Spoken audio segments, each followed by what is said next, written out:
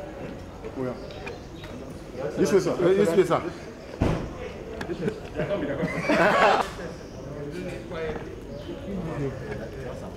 Thank you. Don't call him.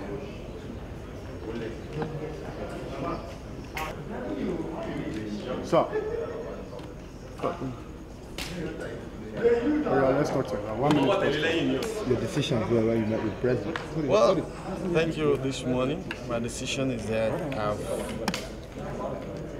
made up my mind to contest for the governorship of my state, that is Abia State, and I've graciously sought for the president's blessing, and I've been blessed this morning. So I'm grateful for all the president has said, and we're glad to have worked with a man who has so much passion for a nation called Nigeria.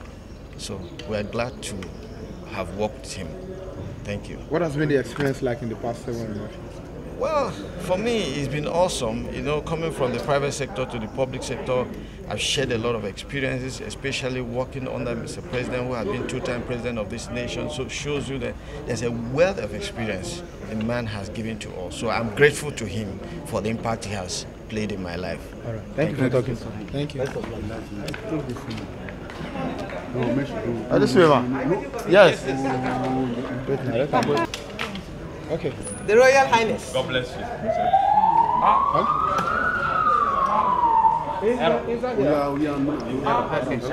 What did you tell the president?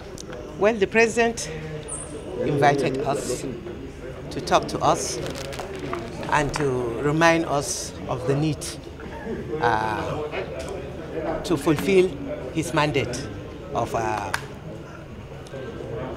as he directed after the Federal Executive Council on Wednesday.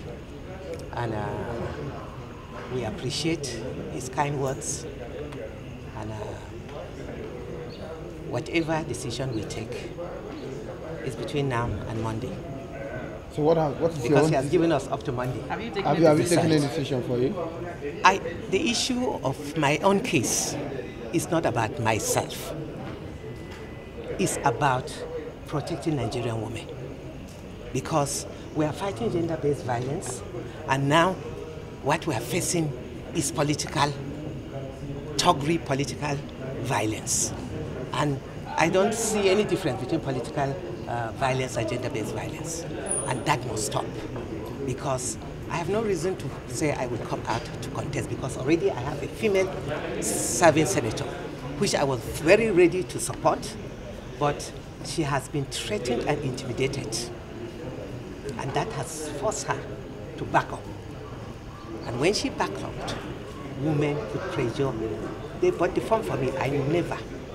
I've not put one dime to purchase any form. But Nigerian women are making a statement. They said it's unacceptable. We have only 8 women out of 109 in the National Assembly, in the Senate to be specific. And sad enough, out of these 8, when we are clamoring to have more women in addition to the 8, what we are seeing now is that even amongst the 8, the men are trying to push some of them out. And that is unacceptable. So with that at the back of your mind, what are your chances? My chances? Yes. We are making a case for Nigerian women. It's not about Pauline talent. It's not about me. It's about getting more women in the National Assembly. If today my sitting senator is allowed to go, I will allow her to go. But I'm making a statement that we cannot allow men to deny women of their rightful positions. So you have resigned? I've not yet resigned. Okay, ma'am. Thank you. Thank you. Some may describe this as an uncommon withdrawal from the Federal Executive Council. What can you tell them? I think I agree with you. It's an uncommon withdrawal coming so suddenly, and of course it's also a good omen for the country, and it's a period I describe as sadness and joy. Sadness in the sense that they are going to miss a fatherly figure who has impacted seriously on not just your lives, in the sense of continuous inflow and outflow of wisdom, but also on the fact that he has done so much for the infrastructure of this country, and also to reposition the country better for posterity, but totally underreported, in my view. I don't know. So it's an opportunity for us to go out there and tell the story of President Buhari and what they have been striving to do. There's something Nigerians must have observed about him, and which we, who have had the privilege of serving with him in the Federal Executive Council, did. It works almost like a computer. If he tells you 9 o'clock, 9 o'clock is 9 o'clock. If you come 1 minute after 9, he's already seated. So that is an uncommon precedent in terms of uncommon timing. And he has continuously shown his love for Nigeria, and is not deterred by criticisms.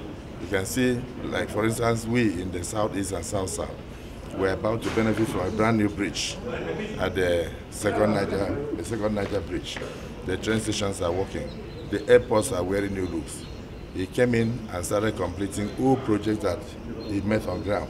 Many people, even at the state level, even at local government levels, many of those who succeed their predecessors will not do so.